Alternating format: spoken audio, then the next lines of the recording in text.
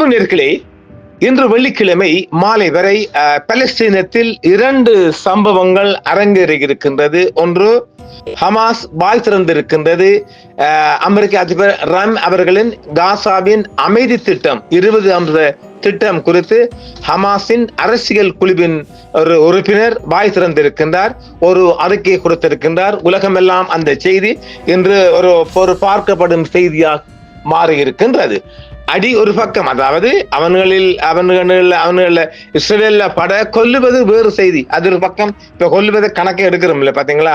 இன்றைக்கும் ஒரு 40 பேர், அதாவது இந்த திருப்பதி உண்டியல் போடுவோம் இல்ல, அந்த மாதிரி ஒரு 40-50 பொடி இந்த ரோட்டெல்லாம் கிடக்குதான். நாங்க அதை பார்த்தோம், உங்களுக்கு அனுப்பிக்கலாம் இருக்கு, ரைட். அது போக ரம் அவர்களின் காசா அமைதி திட்டம், அவர்தான் சொல்ல பீஸ்ஃபுல் பேக்கேஜ் சொல்லி 20 அம்ச திட்டம் இல்லையா, அந்த திட்டம் குறித்து மிக விரைவில் நாங்கள் அறிவிப்போம் என்று ஹமாஸ் அணியின் அரசியல் பணியக அவங்களோட பொலிட்டிக்கல் பியூரோ உறுப்பினர் ஒருவர் இன்று வாய் திறந்திருக்கின்றார்.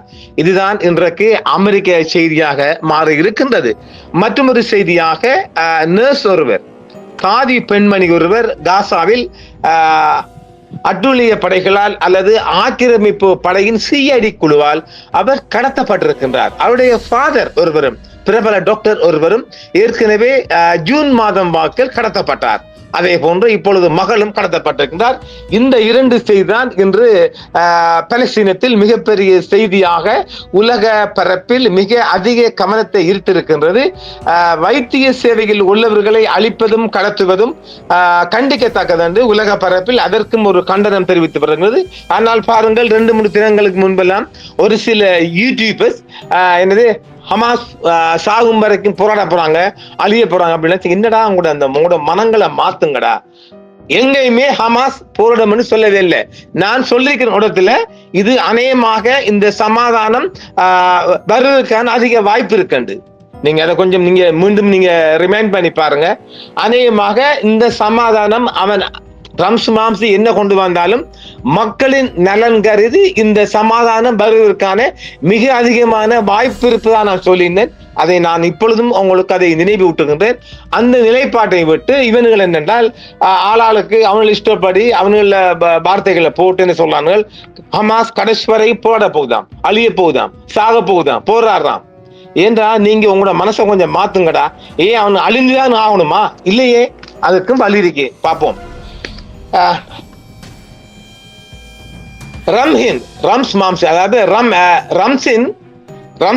காசா திட்டம் குறித்த நிலைப்பாட்டை ஹமாஸ் மிக விரைவில் அறிவிக்கும்.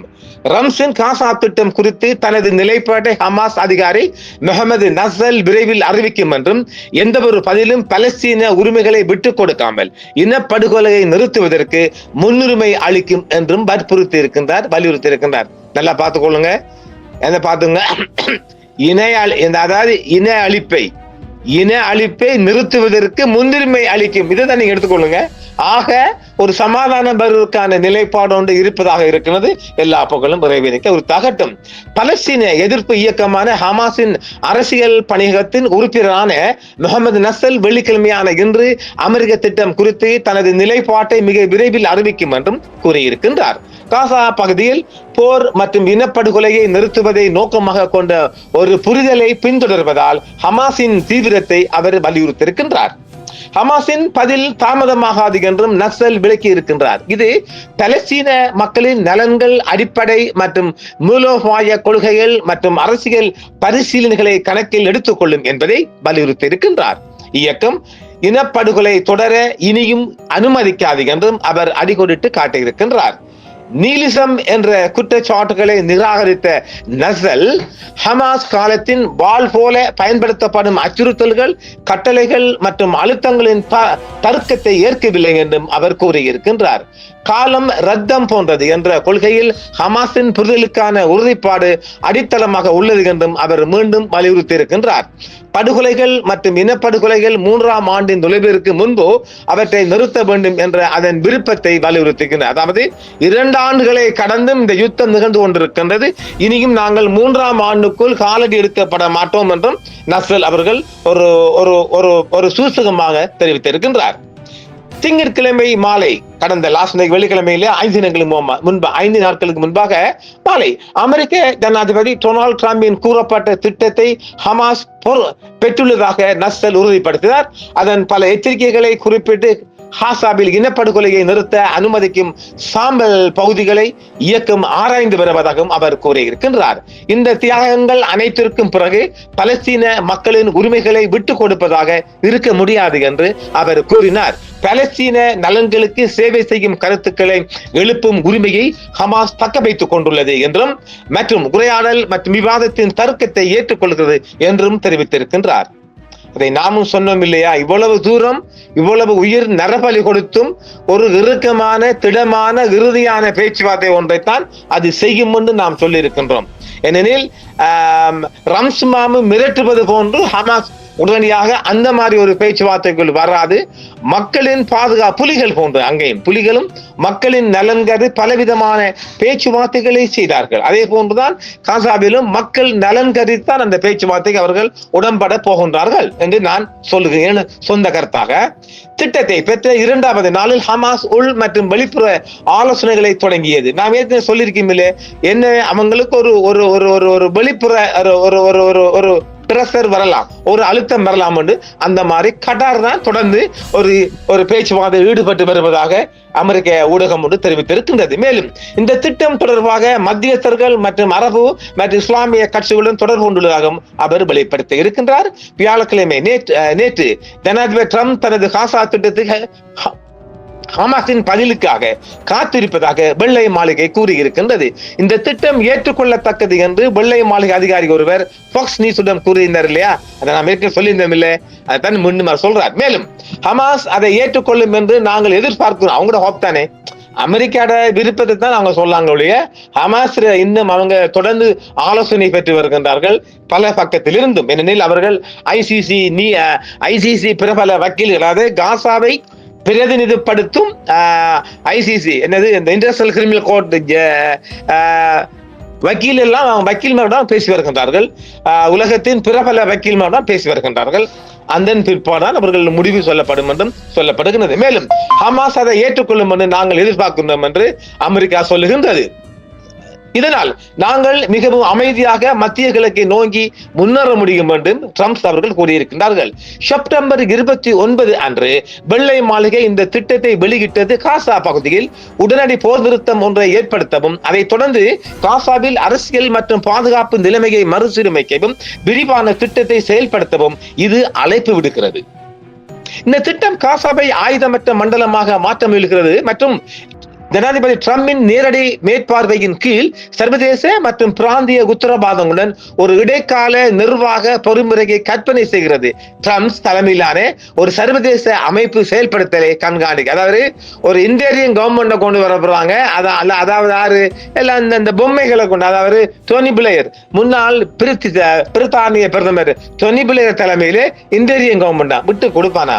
அதெல்லாம் நடக்கிற காரியமா? இதில் கைதிகள் பரிமாற்றமும் அடங்கும். இஸ்ரேலிய சிறைகளில் இருந்து நூற்றுக்கணக்கான பலஸ்தீனிய கைதிகளை விடுவிப்பதற்கு ஈடாக ஹமாஸ் தடுத்து வைக்கப்பட்டுள்ள அனைத்து இஸ்ரேலிய கைதிகளும் திட்டம் அங்கீகரிக்கப்பட்டு 72 மணி நேரத்துக்குள் விடுவிக்கப்படுவார்கள் என்றும் அமெரிக்கா சொல்லி இருக்கின்றது. இந்த திட்டம் சண்டையை முடிவுக்கு கொண்டு வருதல், பலஸ்தீனிய எதிர்ப்பை நிராயுதபாணியாக்குதல் மற்றும் காசா பகுதியில் இருந்து படிப்படியாக இஸ்ரேலிய படைகள் பின்வாங்குதல் ஆகியவற்றை குறிப்பிடுகிறது. பின்னர் அது ஒரு தொழில்நுட்ப அதிகாரத்தால் நிர்வகிக்கும் என்றும் சொல்லுகின்றார்கள். பார்க்கலாம், பேச்சுவார்த்தை முன்னேற்றம் கண்டிருக்கின்றது.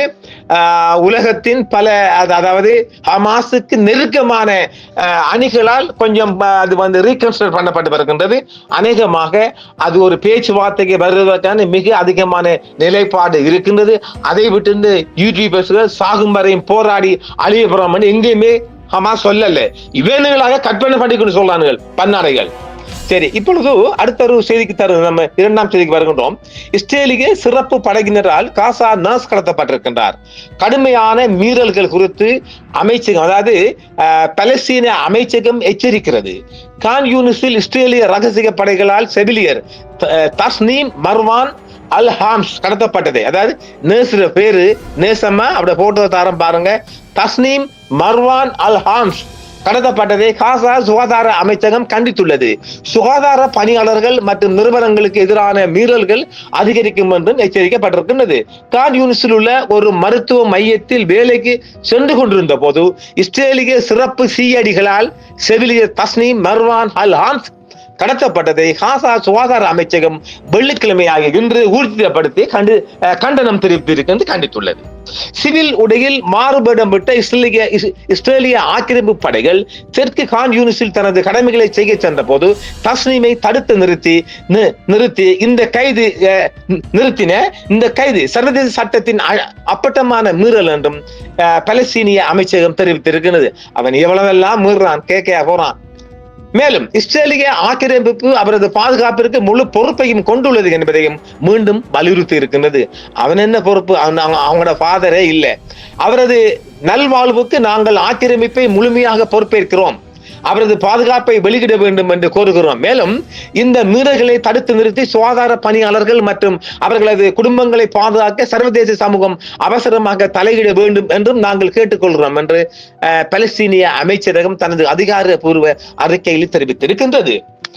மருத்துவ ஊழியர்களை வேண்டுமென்றே குறிவைப்பது சர்வதேச மரபுகளையும் மனிதாபிமான சட்டத்தின் கீழ் சுகாதார ஊழியர்களுக்கு உத்தரவாதம் அளிக்கப்பட்ட பாதுகாப்புகளையும் மீறுவதாகும் என்றும் அது வலியுறுத்தி இருக்கின்றது. இதே நேரம் தஸ்னீம் காசாவில் முன்னர் கள மருத்துவமனைகளை நிர்வகித்த பிரபல மருத்துவரான டாக்டர் மர்வான் அல் ஹாம்ஸின் மகள் ஆவார். அதாவது ஏற்கனவே இந்த யுத்த காலத்தின் போதும் இப்ப இரண்டு ஆண்டுகளையும் கடந்த ஒரு யுத்தம் நடந்து கொண்டிருக்கு இல்லையா, அநியாய யுத்தம். அந்த யுத்தத்தின் போது பிரபல மருத்துவரான அவர் ஒரு டாக்டர், அவருடைய மகள் தான் இந்த தஸ்னீம் மர்வான் அல் ஹாம்ஸின் மகள் ஆவார்.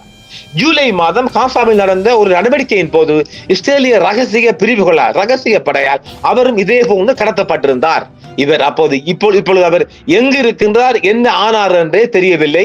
அவர் இப்பொழுது சிறையில், அதாவது இஸ்ரேலின் சிறையில் இருக்கலாம் என்றும் ஒரு தகவல் சொல்லுகின்றது. ஆனால் அதுவும் ஒரு ஊர்ஜிதமான தகவல் அல்ல. இதன்போது ஒரு பத்திரிகையாளரும் கொல்லப்பட்டார் மற்றும் பல பொதுமக்களும் அன்று காயமடைந்தார்கள். காசா பகுதியில் அதிகரித்து வரும் ஆபத்தான சூழ்நிலையில் பணிபுரியும் மருத்துவ நிபுணர்களின் பாதுகாப்பை உறுதி செய்ய உடனடியாக செயல்படுமாறு சுகாதார அமைச்சகம் மீண்டும் சர்வதேச அமைப்புகளுக்கு வேண்டுகோள் விடுத்திருக்கின்றது. காசாவின் சுகாதார அமைப்பு விளிம்பிற்கு தள்ளப்பட்ட நிலையில் இது நிகழ்ந்துள்ளது.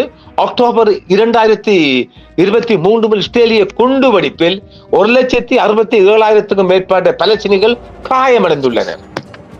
கொல்லப்பட்ட 60 தாண்டிட்டா.